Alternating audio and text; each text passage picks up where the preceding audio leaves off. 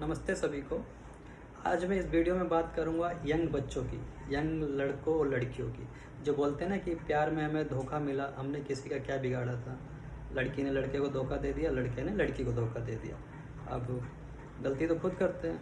अब अपराध लगा दिया भगवान पे कि हम तो बड़ी पूजा पाठ करते हैं और भगवान ने हमारे साथ ऐसा कर दिया, हम तो सच्चा प्यार करते थे उससे और भगवान ने हमारे साथ ऐसा कर दिया। अरे भैया, भगवान का काम है आपको सिर्फ लाड़ प्यार करना।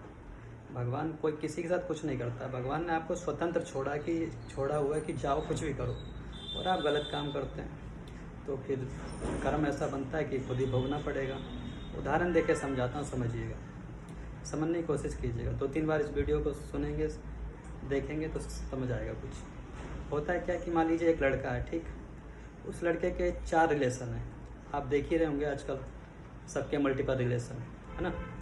एक उस लड़के के 4 रिलेशन है, 4 लड़कियों के साथ उसके संबंध है, ठीक। उन 4 लड़कियों को भी पता है कि ये जो लड़का है शादी एक से ही करेगा, ठीक। और बाकी की 3 का क्या होगा फिर? बाकी की 3 तो अपने आप को धोखा दे रही है ना। लड़के का 4 लड़कियों से रिलेशन है और लड़कियों को पता है कि शादी ये एक से ही करेगा। बाकी की 3 लड़कियों का क्या होगा फिर? वो तो अपने आप को ही धोखा दे रही है। और लड़के को तो बड़ा मज़ा आ रहा है कि चलो देखेंगे, जो होगा देखा जाएगा। भैया, बाद में देखा नहीं जाता जब कर्म का फल मिलता है तो। और कभी कभी तो ऐसा होता है कि जो लड़का होता है ना, चारों को ही छोड़ देता है, चारों को ही छोड़ देता है। फिर होता है क्या, उन चारों लड़कियों की हाय लगती है उस लड़के को, ठीक। अब उस लड़के का भी गलत कर्म बना। अब आगे देखिए होगा क्या।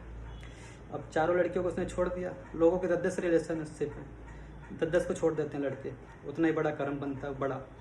अब होता क्या सुनिए, उस लड़के ने चारों को छोड़ दिया, ठीक। उन चारों लड़कियों की हाय लगी उससे। अब एक दिन लड़का वो शादी में जाता है, किसी की दोस्त की शादी में। वहाँ एक उसे लड़की दिखती है, बड़ी ब्यूटीफुल, सुंदर। अंदर ही अंदर सोचता I like you, I love you, इस तरह के विचार आते हैं, ठीक।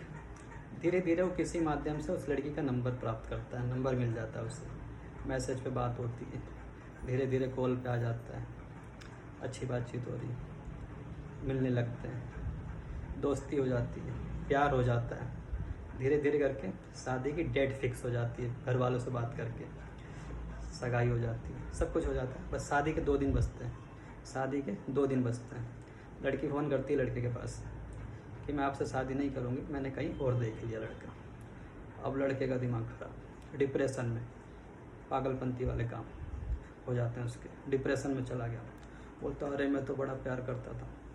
अब वो चीज़ जो लड़का है ना, अब उस चीज़ को कनेक्ट नहीं कर पा रहा है कि जो पीछे मैं देख के आया हूँ 4 लड़कियों को, जो मैंने उनकी लाइफ ख़राब करी है, अब वो मेरे साथ हो रहा है। इसलिए हम जिस व्यक्ति को भी जो भी दे रहे हैं, चाहे किसी के साथ खुशी के 2 पल बिता रहे हैं, किसी को पैसा दे रहे हैं, किसी के साथ घूम रहे हैं, हम जिसको जो भी दे रहे हैं सब लौट के वापस आएगा।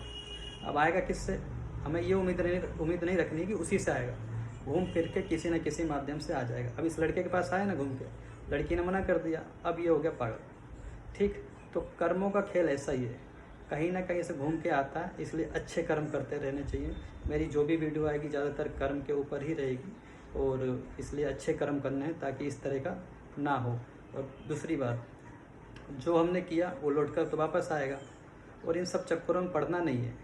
हमारा जन्म जब होता है ना, जन्म से पहले ही सब कुछ फिक्स है, लिखा होता है कि कौन हमारे माता पिता होंगे, कौन भाई बहन होंगे, किससे शादी होगी, कौन हमारा पार्टनर बनेगा। तो जब पहले से ही लिखा हुआ तो ये सब कर्म क्यों कर रहे हैं? आप कुछ भी कर लीजिए, ज़बरदस्ती के काम करेंगे तो इस तरह के कर्म की सज़ा भोगनी पड़ेगी। आज के समय में जो भी हो रहा है, जो नए यंग के बच्चे कर रहे हैं, ये जो हो रहा है ना, वो सब इसीलिए हो रहा है। इसलिए हमें आपको कुछ नहीं करना। जब किसी से प्यार होगा ना, आप बैठे होंगे कमरे में, गेट खुलेगा, सामने से वो आएगा, उससे शादी होगी। तो इस चीज़ को समझिए और गलत कर्म नहीं करने अपनी तरफ से। धन्यवाद।